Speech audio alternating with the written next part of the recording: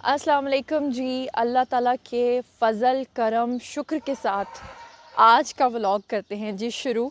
Morning walk मैं कर रही हूँ और इसका फ़ायदा मैंने इसलिए उठाया है कि एक तो सुबह सुबह जो चिड़ियाँ बोलती हैं ना, वो मुझे इतना फ़ैसिनेट करती हैं। और सुबह सुबह जो लोगों के लॉन्स में से मिट्टी में से खुशबू आती है ना, वो मुझे पागल कर देती है।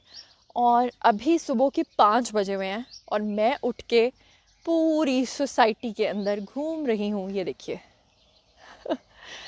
और कोई बंदा बशर नहीं है, सिर्फ वो हमारे नेबर्स हैं, उनकी एक गाड़ी है, उसको धो रहा है उनका मुलाजिम पीछे।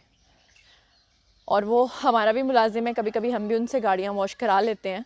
तो सुबह के टाइम आप यकीन करें कि मॉर्निंग वॉक करने के क्या क्या फ़ायदे हैं। और हम सब लोग, सबसे ज़्यादा सुस्त तो मैं थी, मैं कभी मॉर्निंग वॉक करना पसंद नहीं करती थी। उसकी रीज़न ये कि मैं हमेशा अर्ली राइज़र नहीं हूँ। I don't wake up by the lark. मैं हमेशा लेट उठती हूँ। और आप यकीन करें कि मेरी स्किन इतनी ख़राब होती जा रही थी और एक जो स्किन के ऊपर ग्लो होता है ना, वो नहीं नज़र आता था। मतलब मैंने जब भी कहीं जाना, दोपहर के 2-3 बजे सो के उठना, फिर नाश्ता करना, मेरा दिन, मेरे घर वाले कहते थे कि उस वक्त शुरू होता है जब दूसरों का दिन ख़त्म होता है। फिर मैंने आहिस्ता आहिस्ता रियलाइज़ किया और मैंने आहिस्ता आहिस्ता अपनी रूटीन को इस तरह से एडजस्ट किया कि अब मैं रात को जल्दी सोती हूँ और सुबह फिर मैं जल्दी उठ जाती हूँ। और जैसे ही मैं सुबह जल्दी उठती हूँ तो फिर यकीन करें इतना मज़ा आता है। सुबह के टाइम ऐसा लगता है कि जैसे ये पूरी कायनात है और सिर्फ आप हैं और आप अल्लाह ताला के साथ बहुत सारी बातें कर रहे हैं। वैसे तो अल्लाह ताला हर जगह आपकी बात सुनते ही हैं, लेकिन पता नहीं क्यों मुझे सुबह सुबह ऐसी फीलिंग आती है, बड़ा मज़ा आता है। यहाँ पे काफ़ी घर बन रहे हैं, कंस्ट्रक्शन हो रही है और मज़दूर जो है ना वो सोए पड़े हैं। आए मैं आपको दिखाती हूँ, अगर मैं आपको दिखा पाऊँ तो सो रहे हैं। वो देखें, वो देखें।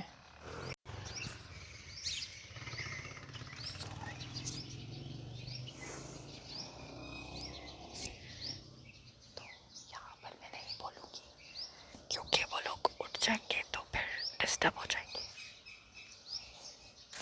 मैं ये कह रही हूँ कि उनके पास से मैं बोल इसलिए नहीं रही थी कि वो लोग डिस्टर्ब होके उठ ना जाएं, क्योंकि हमें तो वक्त पड़ा है, हमने तो व्लॉग बनाना ही है। उनके लिए क्या है भाई, उन बेचारों ने तो सुबह सुबह उठ के जनाब जी अपना काम करना होता है। कितना सा साइज़ है। जैसे जैसे वक्त गुजरता जा रहा है ना, चीज़ों की क्वालिटी में भी बहुत सारा कॉम्प्रोमाइज़ होना शुरू हो गया है। अच्छा, ये ना एक दरख्त है, आप लोगों को पता होगा, लाहौर में जगह जगह, मैं आपको दिखाती हूँ।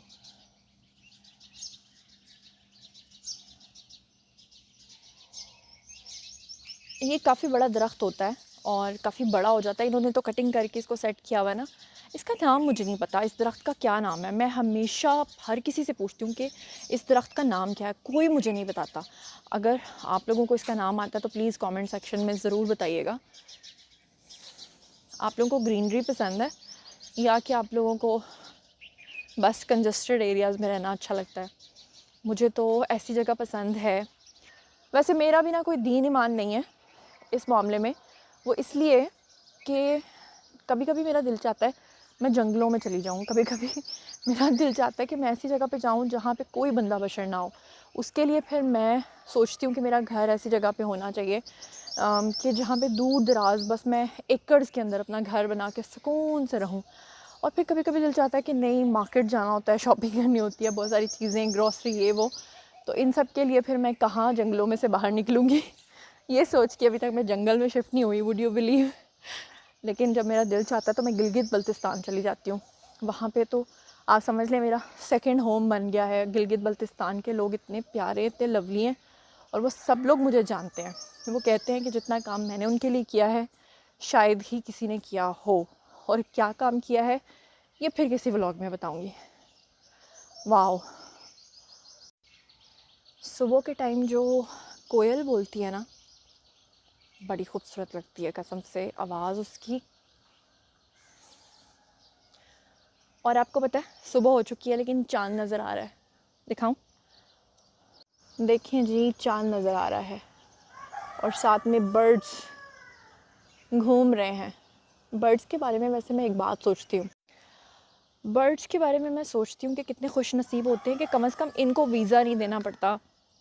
जहाँ दिल चाहता है, जिस सरहद पे जाता है दिल, जिस मुल्क में दिल चाहता है वहाँ ये लोग चले जाते हैं। हम इंसानों के लिए पता नहीं क्यों इतनी सरहदें हैं, क्यों इतनी नफ़रतें हैं, क्यों हम लोग जा नहीं सकते। पहले ज़मानों में देखें, लोगों का दिल चाहता था कहीं पे भी चले जाते थे, लेकिन उस वक्त ट्रांसपोर्टेशन इतनी अच्छी नहीं होती थी। आज हमारे पास ये सारी सहूलियात हैं, लेकिन अनफॉर्चुनेटली हम लोग जा नहीं सकते, ऐसे नहीं जा सकते। ये आप लोग जो बाबा जी देख रहे हैं ना, ये बोतलें इकट्ठी कर रहे हैं। कुछ नहीं, आप करें अपना काम। इस तरह के लोगों की ना मदद ज़रूर करनी चाहिए। देखें, सुबह के 5 बजे बेचारे लोगों के घरों के आगे डस्टबिन में से बोत और इस तरह के जो लोग होते हैं ना, वो रियल नीडी लोग होते हैं।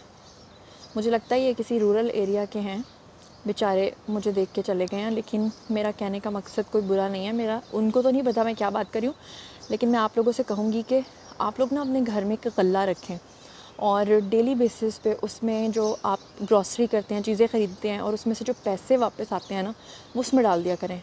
तो 6 महीने और साल की इनकम इकट्ठी करके अगर आप इस तरह के किसी इंसान की मदद कर दें और आप उससे ये पूछें कि भाई तुम क्या चाहते हो कि तुम्हारी ज़िंदगी किस तरह से बदली जा सकती है, और अगर वो कोई कहे कि मुझे ठेला लगा दो या कोई ऐसी जगह, कोई दुकान, कोई ऐसा कारोबार जिससे उसको ये सब ना करना पड़े, तो आपकी वजह से अगर कोई इंसान, आप वसीला बने और किसी की ज़िंदगी बदल जाए, तो मेरा ख़्याल है कि इससे बड़ी सेटिस्फेक्शन कोई हो नहीं सकती। आप लोग कहेंगे कि तुम क्या बी अम्मा बनी हुई हो, लेकिन मेरे दिल में बात आई इसलिए मैंने आप लोगों के साथ शेयर की। चिड़िया, वाओ! ये जो सामने आप घर देख रहे हैं, ये घर की जो जगह है, इसके जो रहने वाले वो लोग बाहर रहते थे अब्रॉड, और उनको एक अच्छी जगह चाहिए थी, तो उन्होंने मुझसे मशवरा मांगा। तो मैंने उनको इसके बारे में बताया और ये उनको काफ़ी अच्छी और सस्ते में मिल गई थी जगह, और वो आज तक मेरा थैंक्स करते हैं। मतलब ये है कि अगर हम किसी के लिए सिर्फ अच्छा मशवरा ही दे दें तो बड़ी ज़बरदस्त बात होती है। और इन्होंने अच्छा काम ये किया कि यहाँ पे ना जो मस्जिद है वो काफ़ी दूर है, तो अभी इस सोसाइटी में काफ़ी कंस्ट्रक्शन हो रही है, तो दैट्स वाई यहाँ के जो रेजिडेंट्स थे उन्होंने सोचा कि हमें एक मस्जिद बनानी चाहिए, और मस्जिद के लिए यहाँ पे इन्होंने जगह दी है और सब लोगों ने मिलकर इसको बनाया है। अगर मैं आपको दिखा सकूँ तो ये छोटी सी एक मस्जिद है जिसमें चंद एक लोग आते हैं, सिर्फ यहाँ के जो रेजिडेंट्स हैं वही यहाँ पे जाके नमाज़ पढ़ते हैं। अभी मेरे पास से एक आंटी और अंकल गुजरे हैं गाड़ी पे, और वो अपनी बेटी को गाड़ी चलाना सिखा रहे हैं, उसको ड्राइविंग सिखा रहे हैं। अभी मैं आपको दिखाती हूँ, चुपके से देखिएगा। ये देखिएगा, आ रही है वो पीछे, ये देखें। तो जनाब जी, मुझे इनकी अच्छी बात पता क्या लगी है? अच्छी बात ये लगी है कि ऐसे भी लोग हैं जो अपनी बेटियों के ऊपर इतना ट्रस्ट करते हैं, वो अपनी बेटियों को ड्राइविंग सिखाते हैं, और वो अपनी बेटियों के ऊपर ट्रस्ट करते हैं, उनको अकेले ग्रॉसरी करने जाने देते हैं, उनको जॉब्स की अपॉर्चुनिटीज़ प्रोवाइड करते हैं, और उनके लिए जो बेस्ट पॉसिबिलिटीज़ हैं वो करते हैं। लेकिन हमारे ही माशरे में एक ऐसी मैंटालिटी भी रहती है कि जहाँ पर इस चीज़ को बुरा भी समझा जाता है कि बेटियाँ घर से बाहर क्यों निकलें, काम क्यों करें, और वो जॉब क्यों करें, और वो गाड़ी क्यों चलाएं। तो अगर कोई चला भी लेती है तो उनको बड़े अजीब तरह से देखा जाता है कि पता नहीं हाय क्या हो गया है। मेरा ज़ाती ख़्याल ये है कि कोई भी चीज़ अच्छी बुरी नहीं होती है, आपने कॉन्फिडेंस देना होता है अपनी बेटियों को, लेकिन उनकी तरबियत इतनी स्ट्रॉन्ग करें कि आपको इस बात का यकीन हो कि अगर वो कहीं चली भी जाएंगी तो कुछ गलत नहीं करेंगी, आपका ट्रस्ट नहीं तोड़ेंगी। मेरा ख़्याल है ऐसा होना चाहिए। नहीं, इसे मैं कहती हूँ फ़ौजियों वाली तरबियत करें अपने बच्चों की। आई नो कुछ लोग मेरी बात से इत्तेफाक शायद ना करें, लेकिन ये मेरी थिंकिंग है, मेरा व्लॉग है, मेरी मर्ज़ी, मैं कुछ भी कह सकती हूँ। माफ़ कर दीजिएगा अगर कुछ बुरा लगे तो। ये जो आप देख रहे हैं ना, आजकल आपने देखा होगा कि डिफरेंट लोग एजेस इसकी लगाते हैं। लोगों ने अपने घरों के बाहर भी ये लगाए होते हैं क्योंकि ये बड़ी तेज़ी से ना बढ़ते हैं, ग्रो करते हैं, लेकिन इसका बहुत नुकसान होता है। कहते हैं कि प्लांट्स को इसलिए लगाया जाता है कि ये ऑक्सीजन प्रोड्यूस करते हैं, लेकिन ये वाले जो प्लांट्स हैं ना, ये उल्टा कार्बन डाइऑक्साइड जो है वो प्रोड्यूस करते हैं, और ये बिल्कुल भी अच्छे नहीं हैं। और कराची के अंदर ये बहुत ज़्यादा तादाद में लगाए जा चुके हैं, और कराची ऑलरेडी जो है वो बहुत ज़्यादा पोल्यूटेड है। इसका नाम है कानोकार्पस। मैं आपको इसके पत्ते नज़दीक से दिखाती हूँ। आपने अक्सर देखा होगा कि लोग जो है ना वो अपने घरों में और घरों के बाहर इसको बहुत ज़्यादा लगाते हैं। इसको लगाना छोड़ दें,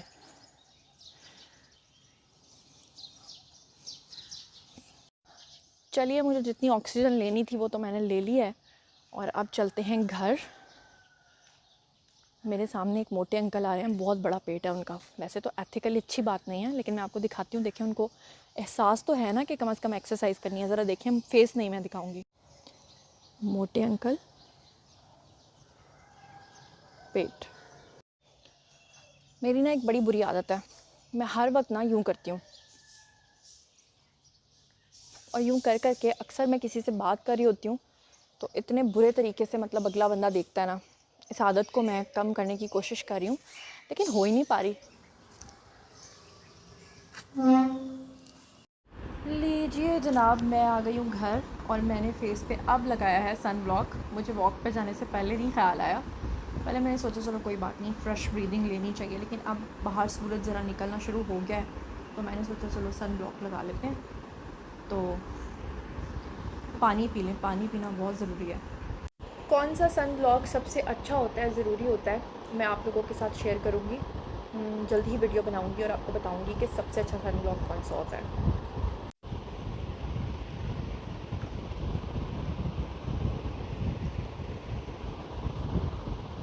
आपने नाना बू की एक बात याद आ गई।